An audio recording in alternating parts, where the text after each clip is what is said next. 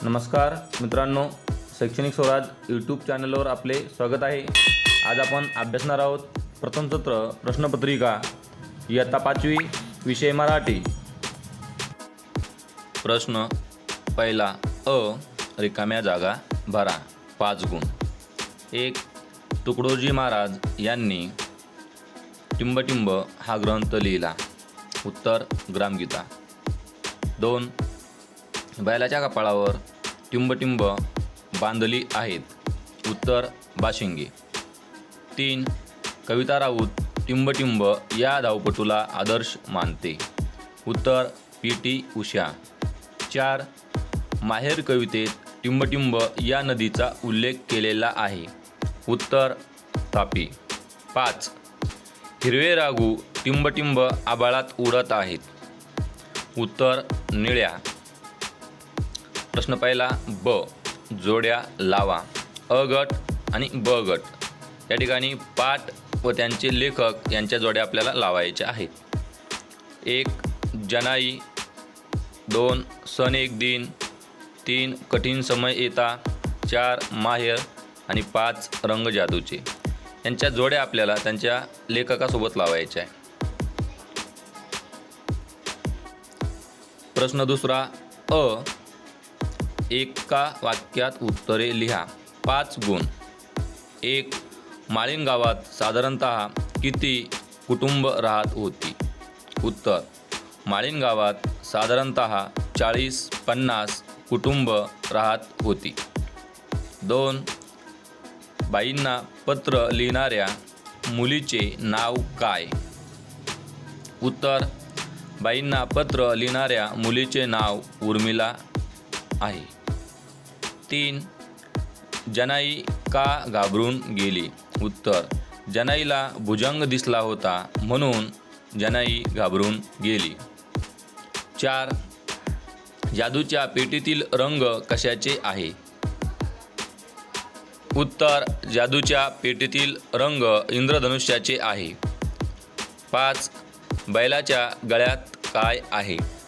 उत्तर बैलाच्या गळ्यात घुंगरमाळा आहेत। प्रश्न दुसरा ब, 2-3 वाक्यात उत्तरे लिहा। गुण 8। 1. चंद्रपूर जिल्ह्यातील लोक तुकडोजी महाराजांना देव बाबा का म्हणत?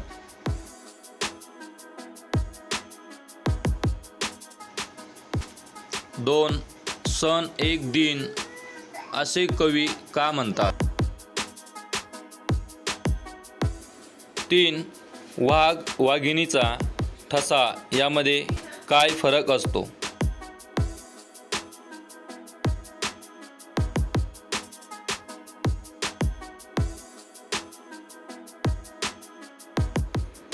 4. कविताचे वेगळेपण विजेंद्र सिंग यांनी केव्हा ओळखले?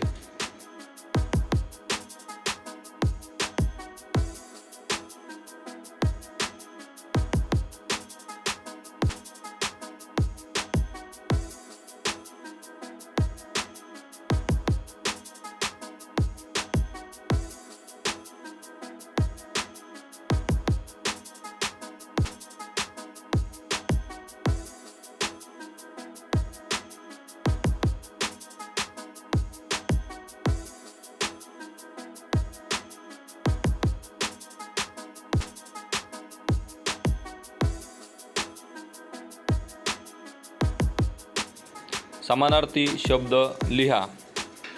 समय वेळ, वेल लता, आभाळ आकाश।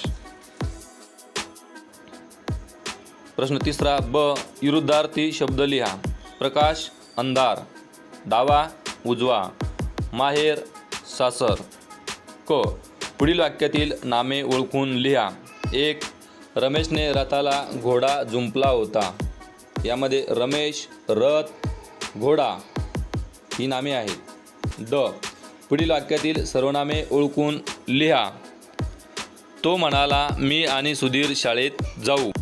उत्तर तो आणि मी ही या वाक्यातील सर्वनामे आहेत।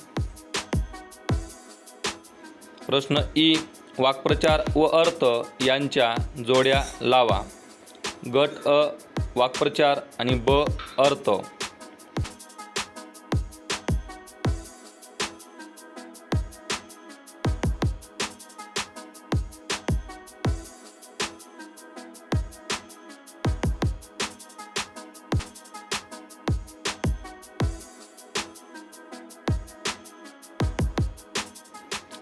एक गुजराण करणे. उत्तर पोट भरणे. 2 तल्लीन होणे. उत्तर गुंग होणे. 3 ताव मारणे. उत्तर खूप खाणे. सार्थकी लावणे. उत्तर धन्यता पावणे. प्रश्न 4. एका विषयावर निबंध लिहा. माझा आवडता पक्षी किंवा प्राणी. 2 माझा आवडता सण. 3 माझी आई. 4 माझी शाळा. उत्तरामध्ये या ठिकाणी माझी आई या विषयावर निबंध लिहून दाखवण्यात आलेला आहे. याचप्रमाणे तुम्ही इतर विषयावर सुद्धा निबंध लिहू शकता.